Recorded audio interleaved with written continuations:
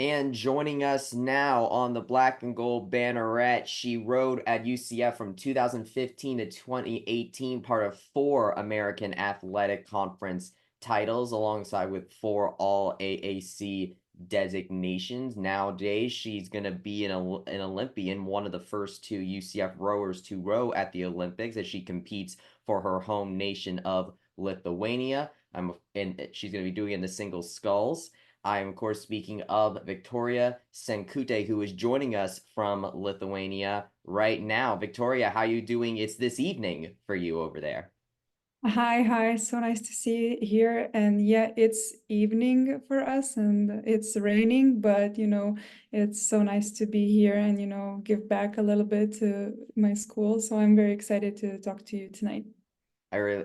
We appreciate you joining us. Of course, you're going to be I got to imagine that, a lot of people in Lithuania are very excited for you right now, as the rowing national team got announced not that long ago, a little over a week ago, I believe it is, where they confirmed that you were going to be competing in the women's single sculls category. What was it like for you to get that news? Because as I understand it, like, qualifying, just because you were the one that qualified for the boat doesn't necessarily mean you were going to be the one rowing in the Olympics. So what did it mean to you to get the word that yes, you would be the one rowing that single scull boat in Paris? Yeah, so the day when I qualified the boat, I was very, very happy in the moment. I was very excited. I was able to qualify the boat for the Lithuanian because I know I opened the doors for myself for the future. I don't have to go over the final qualification regatta, but what was the other thing? I opened doors not only for myself, but for my teammates as well. So we had a very excessive qualification period that was from, I think it was from February up until the last World Cup in Lucerne that we had in May. And I passed through like all 4 stages of qualification. And when in Lucerne, I was the Lithuanian single sculler that was with the highest place, because there was another teammate of mine as well. I knew that I will be going to Paris, and it was just a relief of this 2 years of hard work and preparation. So Lucerne, was that the World Rowing Cup or the European Rowing It Champion? was it was a World Rowing Cup, and a few days before that cup, there was final Olympic qualification regatta for those who haven't qualified. And in the 3rd World Cup, we usually all the countries come with several entries. Let's say we had 2 single sculls for men and women, and there in the World Cup, we do our selections because it's so much easier to see how a person performs on the world stage instead on our lake. Everybody can do something at home, but will you be able to take care of the stress and all the other moving parts at the world stage, like World Rowing Cup? So that's where we finished our last selection, and kind of decided the last spots for Paris. So what was it like for you between that moment? Because you, of course, qualified the boat at the 2023 World Rowing Championships. You were basically part of, I believe, the first 9 people that were able to qualify for your category in the Olympics by getting over there. So what was it like to do it then? And what's kind of that in-between period like, where, like, all right, Lithuania is going to be in this category, but is it gonna be me? And how, what's that sort of like, where you're kind of in but you're not, that type of thing? Yeah, like last season was very, very difficult because I actually qualified at the beginning of the season. I qualified for the double sculls. And at that time, the double scull in my country was the fastest boat. And like right before leaving the European Championships that we made this crew, I got an injury on my finger. I had an inflammation and I couldn't touch the oar. So I had to miss the European Championships. There was a new crew formed, and since we had this like selection in place and European Championships was a part of the selection and I missed it, I was no longer able to do the double, which was at the time, you know, the fastest boat in our country. So I was very disappointed. And after the double, there were two of us remaining, two Lithuanian single sculls. So we had to go again to the World Cup in Lucerne again to like fight for the spot. Who will be the one going to the World Championships to try to qualify the boat?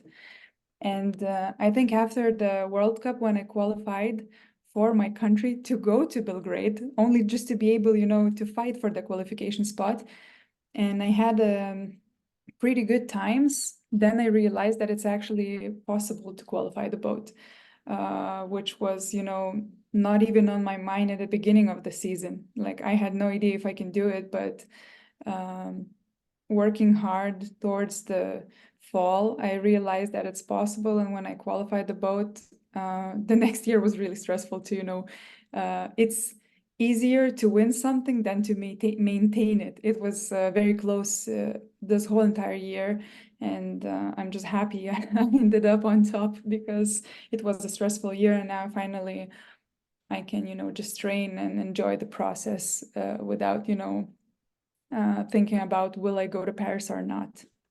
So you've done a lot with like the single sculls and the double sculls, but I noticed because I was reading up on your qualification, and as I understood from that that European Championships where you qualified the boat, or the World Rowing Championships where you qualified the boat, was the first time you've ever made an A final in Yeah. single sculls. And for those that don't know, the A final basically is sort of like the first place match, and then there's a final B, which is sort of like a third place match in a soccer tournament where they're still rowing, but it's not for like first, second, third, and all that. So you made the A final with the single scull for the first time in your career, then, which were qualified you for to go, or qualified the boat to Lithuania to go to Paris in that category. And I remember you, and what really struck me is what you said in the article after the event, where you didn't expect a lot coming in, and that it was quite rough conditions out there. I know it's been a little bit, but I wanted to kind of take me into that mindset of yours into that moment, and considering you didn't expect that much, how much did it mean to you that you were still able to achieve as much as you did, and you did at that time? Yeah, I think it was not only, you know, my body was very prepared, but my head, my mind, my mental state, like I thought about it every single day at every single piece I did. I imagined myself, you know, crossing the line as, you know, top three. I imagined myself qualifying. I felt that feeling of qualifying, you know. So when I was at the start line at a semifinal, and if I finish at the top three, I qualify. If I don't, I need to go, you know, the next day and try to qualify again. But I was just so ready to feel that feeling, and you know, I was so into my boat, and I barely remember it, but I remember it also so clearly because the feeling, I think I felt it so many times in practice. That is what that I didn't get as surprised during the race. And obviously conditions were rough. There were favor lanes, so first three lanes were favorite, and they got the least amount of headwind, and from 4 to 6 there were like less favorite, and we had like the worst of the conditions. So I was in lane 4, and I just really had to, you know, try to think about not to think about that wind and that I'm not in the favorite, you know, position. Just try to do the best that I can. And every single stroke, I thought that this wind is helping me, and it's, you know, this wind is helping me and not, you know, I don't know, I forgot the word, but I was just trying to take the disadvantages to advantages, and, you know, it just means a lot. It's really a dream come true. And I think it's so important to be prepared mentally for these things. when I was looking up, because so your hometown is Trakai, Lithuania, which is a lake resort town not far out from the capital. And when I looked at it on Google Maps to kind of get a lay of the land, I noticed that it was almost completely surrounded by lakes. And I was like, oh, of course she would become a rower if you're from there. So I wanted to kind of ask you how you sort of picked up the sport of rowing. Was it because like there was just so much water that rowing just kind of happened? And what was it like kind of living in this? Because this is a very much a touristy town, I guess, in Lithuania with the little resorts all over the place. So how did you just pick up the sport and how did you kind of take to it? So my hometown Trakai is a capital of rowing in all Baltic states. And we were the first ones to get like the world-class rowing course. And rowing was always a thing in my hometown. And my dad was a rower when he was up to like 23 years old or something like that. And I saw all his medals hanging on a wall. And I was just, I always knew that rowing existed, but my mom was very, rowing is too hard. You can't do rowing. But, like us kids, when we, hear something that you cannot do, you obviously want to try it. So I ended up working at one of the championships as a volunteer, like volunteering. And then when I saw rowing from up close, I decided that it's time to, try it, especially that I live in the capital of rowing, in the whole Baltic states. So I tried it and I stayed. So yeah, that's my story. So your dad was a rower. You picked it up yourself. Being from the capital of rowing, what's it like to see some of the Olympians that came before you from Lithuania, and now to now know that you are kind of a part of that club? I know that from Lithuania's medaled in rowing at the Summer Olympics 3 times in the past. So what's it like to kind of not only from being from there, from your hometown, but now to bring your nation once again back to the Olympics with this rowing boat. Yeah, I always took a great pride, of being able to train with world champions, European champions, World Cup medalists, world record holders. Like my teammate, like a couple days ago, just made 2 more world records on the rowing machine. Like our team, like our country is very small. We have less than 3 million people living here, but our rowing pedigree is so strong. Like our work ethic and mindset is just, I don't know, I'm just so happy that when I started rowing, I was not that fast, but I stood by the start line with all these, European championships and Olympic medalists at that time. And I just felt every day that I want to be like them. And, for young rower to be able to train with all these people is just it's just huge, because you have the best example, even though we're from such a small country. And I just always took a very great pride in it. And I'm very happy that now some younger girls are looking up to me as an example that you're not going to be a champion right away. I've been rowing for, I don't know, 13 14 years, and like 12 of them were bad. I was not doing great like most of my rowing career, and everybody just gives me support messages that for so many years it's how important it is not to give up, and just to try your best to reach your goals and your dreams.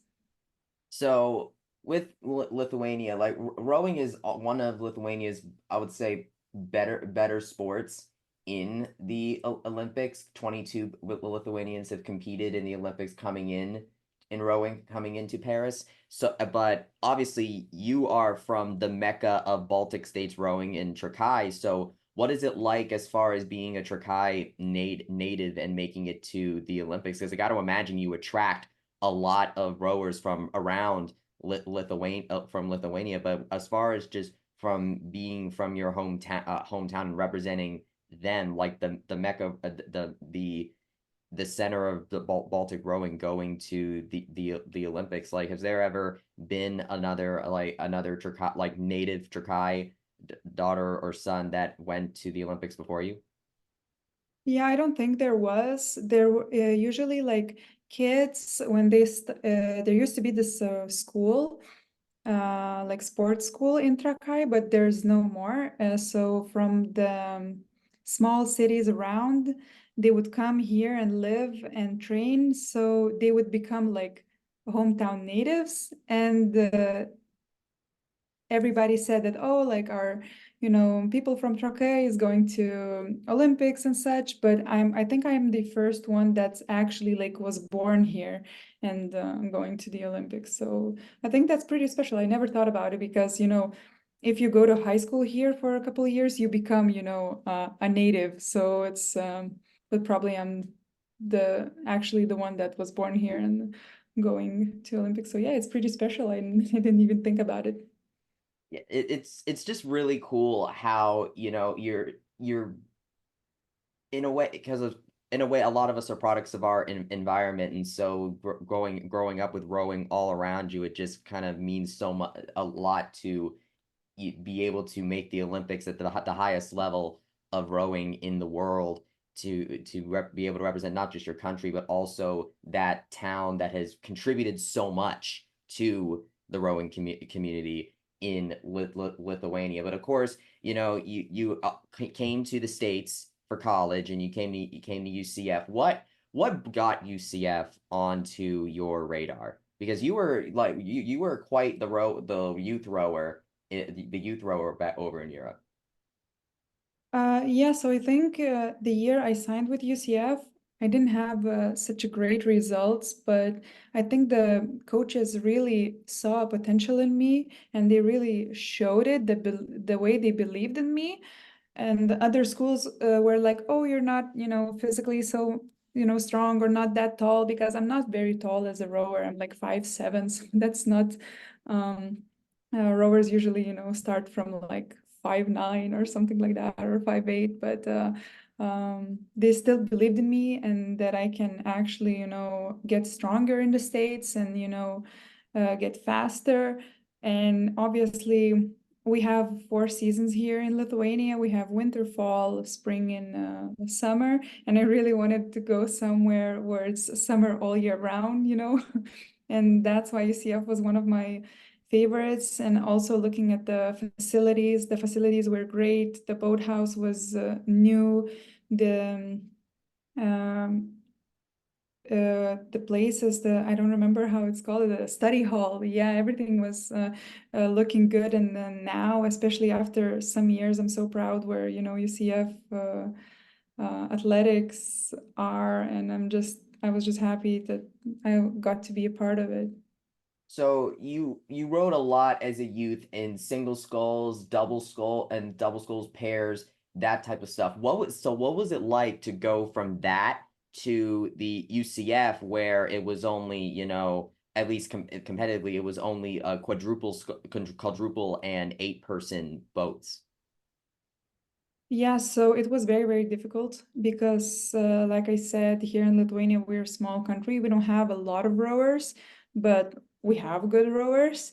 But we're also fight here as individuals mostly. And I remember my first practice at UCF, everybody took 2 oars to bring to the dock, and I took only one, only for myself. Like from day one, I didn't realize that, now I'm a part of a team, of a big team, and that we are one. I'm not just going for myself. We're now all going and working for the same goal.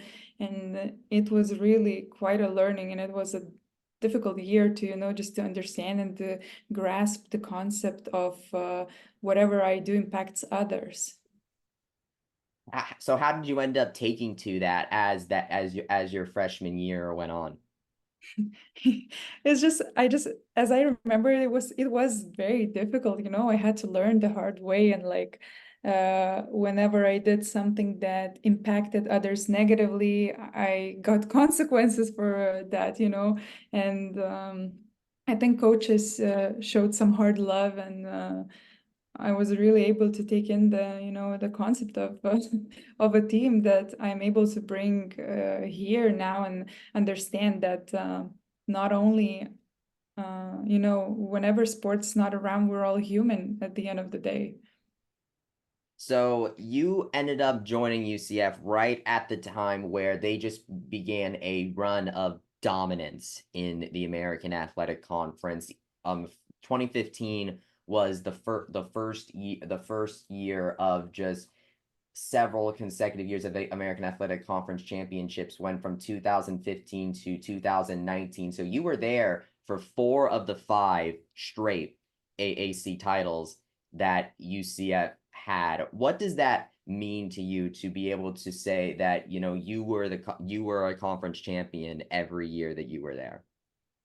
It's so, so special to have all 4 rings, for each of the conference championships we had. And the group of girls that came with me, there was not a lot of us, but we were such a strong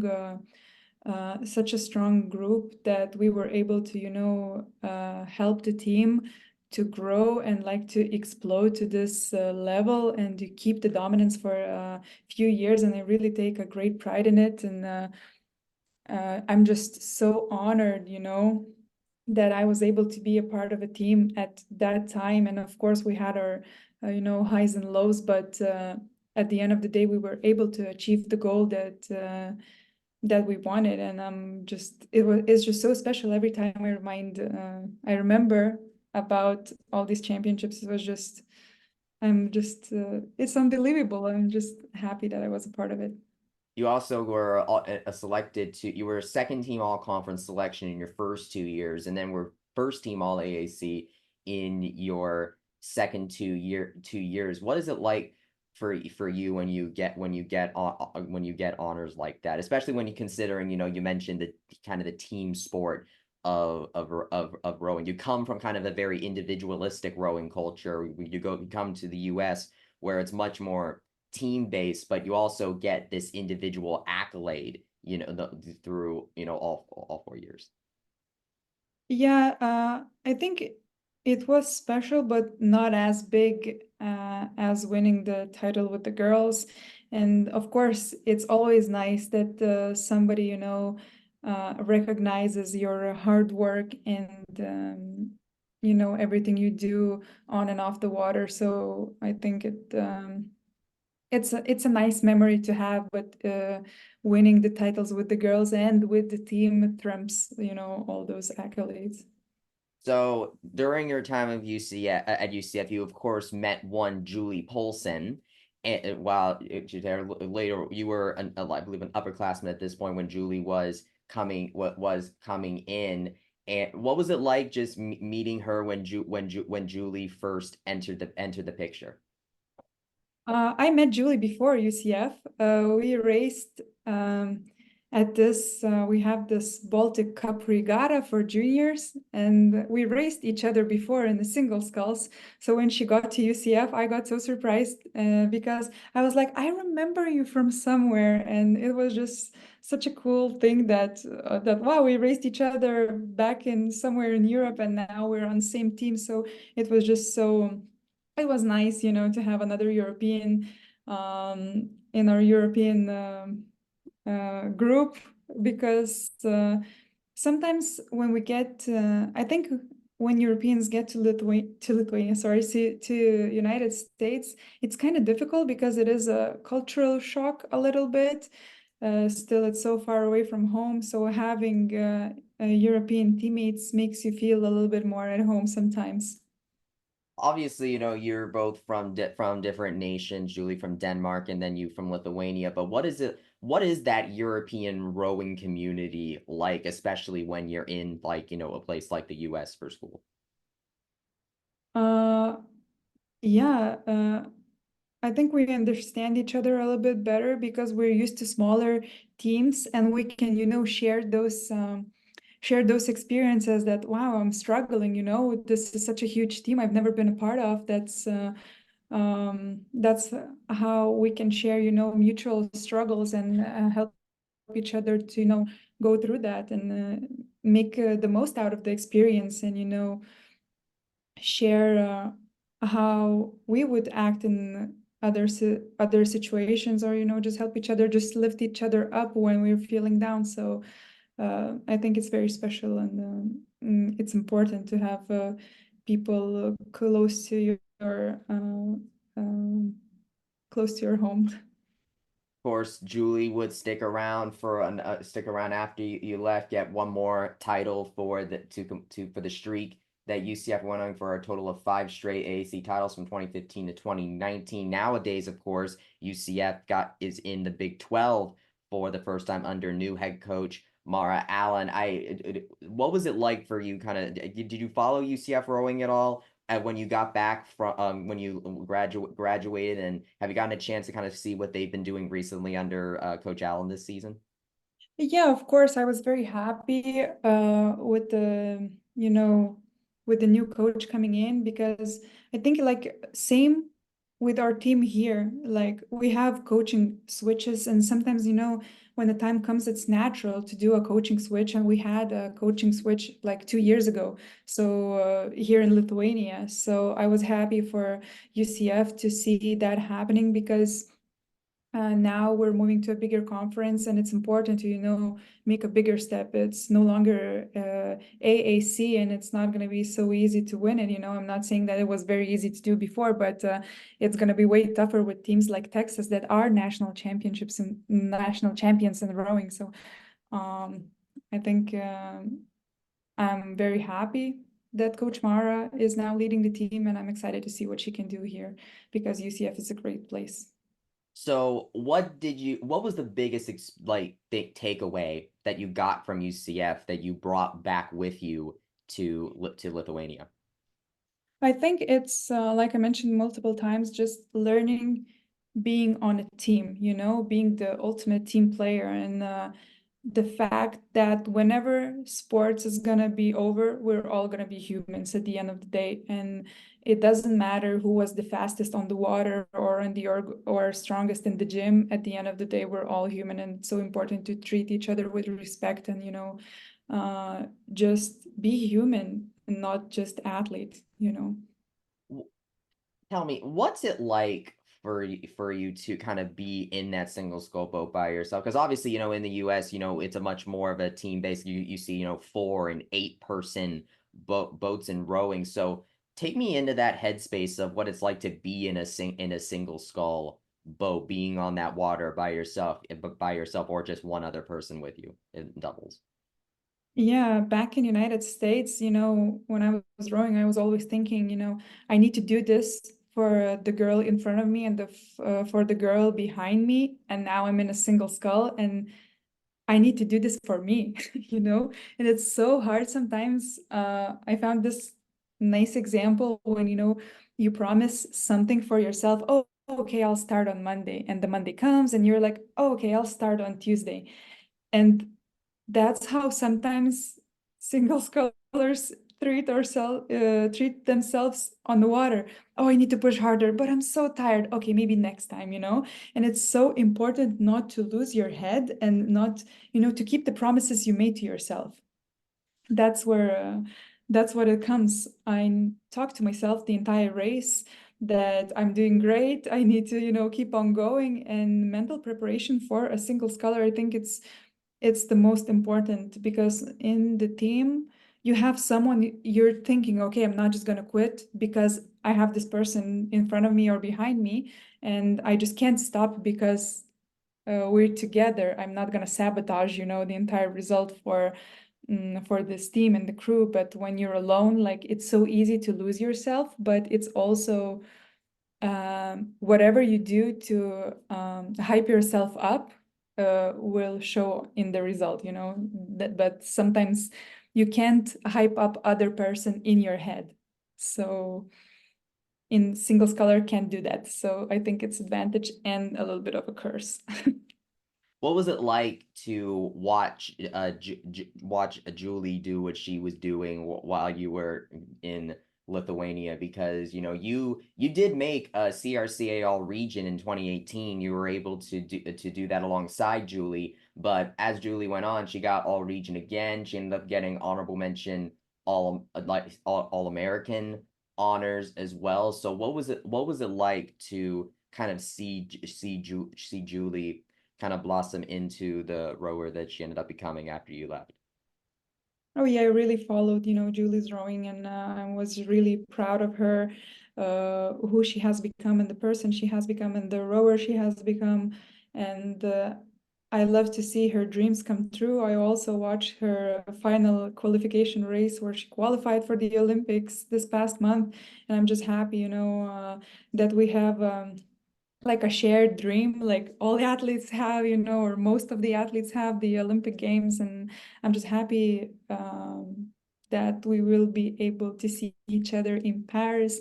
And of course, what she did for UCF is amazing. And the Order of Pegasus, she's just an amazing human being, an amazing athlete. I'm just proud to know her.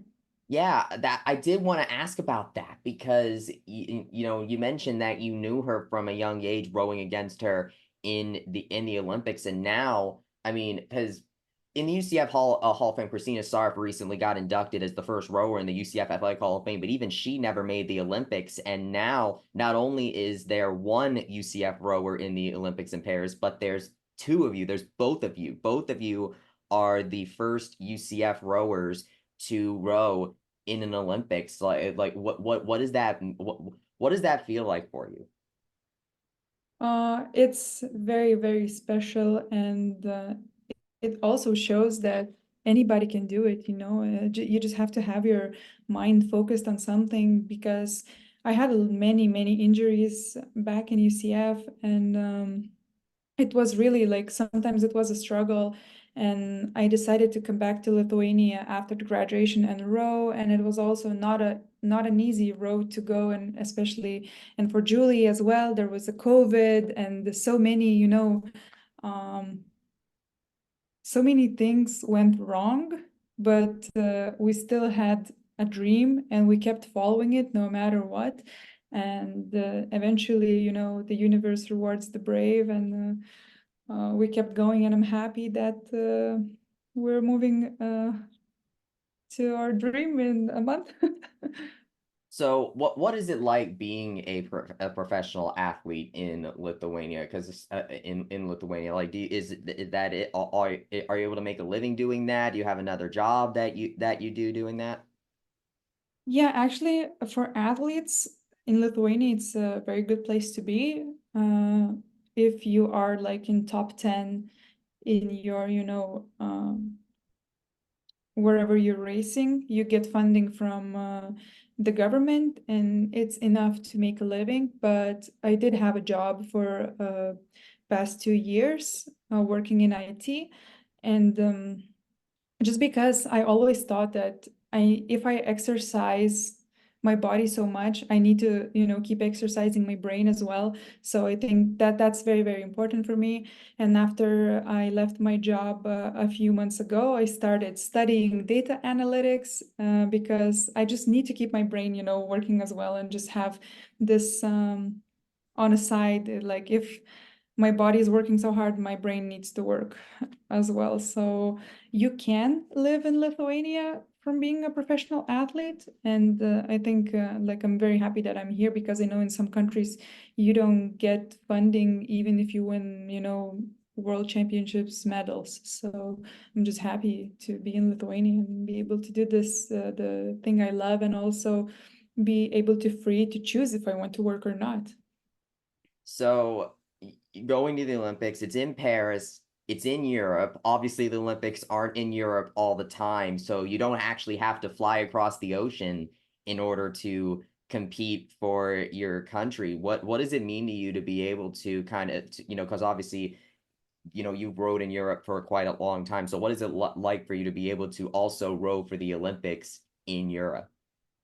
Oh, it's very, very important. And I'm just happy that it will feel more like home instead of, Tokyo or Rio would have felt the Olympic Games, or Sydney, in the past few Olympics. And the weather will be very similar to our weather. So I'm really excited to go there. And also for these Olympics. Oh, it's so special for me because my boyfriend is also going to the Olympics, just in kayaking.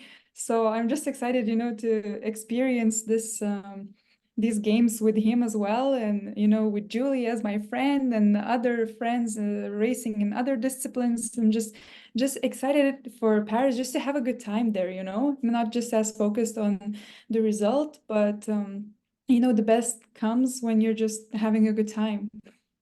That's really cool. That's so cool. So your boyfriend's in kayaking. What's his name? Simonas, he's doing the K4, the kayak 4. Yeah, I don't know how you Ah, say. all right. That is so I believe they call that sprint canoeing is what they call Yeah, it yeah, for. it's a sprint. So we will have our competition, and then the next day they will start their competition after we're over. So it will be just I've never seen his world level race. So I'm just excited. This the first race will be Olympics, so I think it's cool. That's so cool though that you ended up a Lithuanian Olympian power couple right there on the water in Paris. That's really cool. Like Yeah, it is cool. We're happy for it when, we train together, we live together now in Trakai because we live in this sports hotel, so we share a room. And it's nice because most of the year, like for 6 months, we don't see each other. And then now we get to live together in this sports hotel because we can't be at home because we need to train. So it's nice. so what I thought was really interesting about the because obviously the field of Paris 2024 is starting to coalesce at this point, and I've taken a look at some of the other people that have been announced already, and I'm noticing that several of the same people that qualified with you in the World Rowing Championships are also going to be back in their boats again. For example, like Cara Kohler from Team USA, Emma Twigg from New Zealand, Tara Wigney from Australia. So I just ask, since it's the same person, how are you a different rower now than you were back then, and what's it like to get the chance to face down against them again in Paris? Those women are very, very special. I really look up to them. And every time I stand in the start line with them, I'm just so, honored to be there. But last year, when I was there at the World Championships, I didn't know what I can do. I was just going, from start to finish. But now this year coming in, I kind of know where I'm at, and I really want to, have I really want to have a good time and to be able to put down a good race for myself. I'm not looking at them when racing so much because I can't have that, go to my head too much because I understand they have so many accolades. They're, so strong and so many years in a single scull. So I'm trying to, hype myself up as well. That even though I don't have that many, successful years, but I still can, go pretty fast. So I'm excited. Racing is fun. Yeah, I gotta imagine it is. You actually haven't been on the water in competition for a little bit. Last time you competed was on May 26th in the World Rowing Cup 2. I know that Julie, what after qualifying for them, she competed in World Rowing Cup 3. So what was kind of went into that to, take these 2 months before the Olympics to prepare, and what's it kind of been like since it from World Rowing Cup to then get announced that you were on the roster?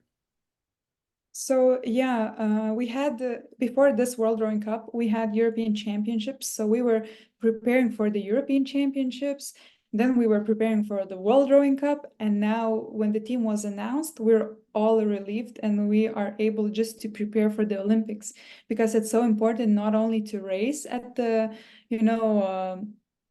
before every race, we need to take our training down, and we were taking our training down before the World Rowing Cup and the European Championships. So we need to have a bigger block of training right now. So that's what we are doing, and the trainings are very exhaustive and they're very hard. But I know we will get some rest before the Olympics, and then all this hard work will pay off. And that's why we didn't go to the World Cup 3, because we now we're doing, you know, the hard part. But this weekend we will have a race at home, so it's, you know, it's not as competitive as it is at the world level, but we're still gonna race down our home course and have this race going on, you know, race mindset and shivers and everything. So we're excited for that. So obviously, you know, the Olympics, huge deal. I mean, pinnacle of sporting competition in the world. How do you talk to me about, like, you know, getting into that mental mindset for that, and how do you maybe not make it, you know, too big in terms of that, Yeah, that's what I'm thinking, you know, like I mentioned before, I'm just trying to think that I'm going there, you know, to have fun. This will be just another race, like the one that I had a month ago, the one that I will have this weekend.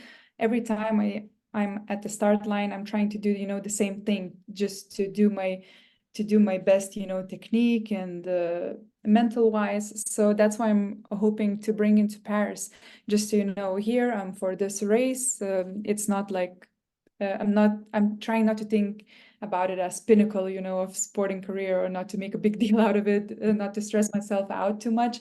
And also, like, I'm working with you know, sports psychologists, just to, you know, be calm and bring on, you know, the best I can do. So yeah, that's how I'm coping and preparing for the Olympic Games.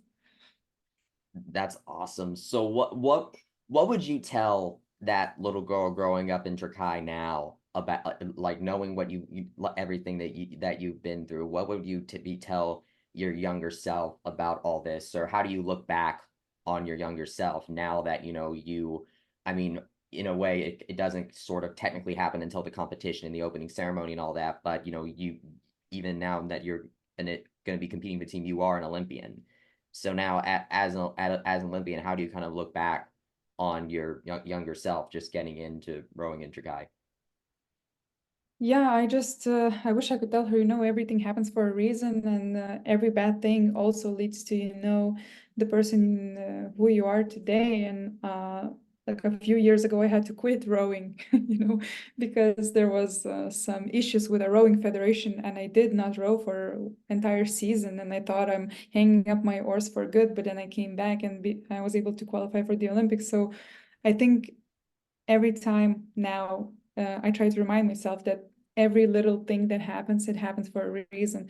And even that time, I qualified for the double, and then I got a finger injury, but ended up in a single. And now we have more boats qualified for the Olympics. Maybe we would just have one, you know. So I'm just happy that we were able to do it. And I think that's my new motto. Everything happens for a reason. And, you know, for the girl that's been, you know, training for 13 years and 11 of them were bad, just keep going, you know, you never know. And you're gonna end up on the lucky side. Yeah, man, that's so, man, you didn't end up rowing for an entire season. Man, what is it? You know, they say you don't really, you know, they say, you never know how good you have it until it's gone. What was it like to pick up the oars again after that, and, like, how does that kind of help you get to where you are with the Olympics? Yeah, that one season I was not rowing. I switched to the cycling. I participated in European cycling championships. I tried the road cycling. Yeah, and I did some individual time trial racing, and I just had fun, you know, with the bike. But I wanted to go to Olympics so bad. And we had this situation in our federation. Like I mentioned before, we had a coaching switch and everything. So this was before the coaching switch. We had, you know, the government was not doing really well, and there was some corruption going on and stuff. So I just had to leave rowing, and I switched to cycling. I had fun. I enjoyed. I always had my, you know, Paris dream in mind, and just try to keep my fitness going, and have some races, just to feel, you know, what it feels like to train professionally, because I was in a very good shape, but I couldn't row. So I need to, you know, I had to take my energy and bring it somewhere else. So as I was able to do it, I will be forever grateful to Lithuanian, cycling federation, that they accepted me and, took me on to the competitions. And I really had a great time. But then my federation got a new president, new coaches, just entire government, it was brand new, and I was able to get back to rowing and, achieve what I did. That's really amazing that you want to go to the Olympics so bad that you switch sports for when you couldn't compete in another one, and to be able to do. And of course, Lithuania has a couple of cycling spots in the Olympics as well. What's it like to with all of those changes now to obviously with Lithuania to compete for them in the Olympics now with all this? Yeah, I think, like I said before, everything happens for a reason. Maybe at that time I needed to be there and to do some cycling to make myself stronger.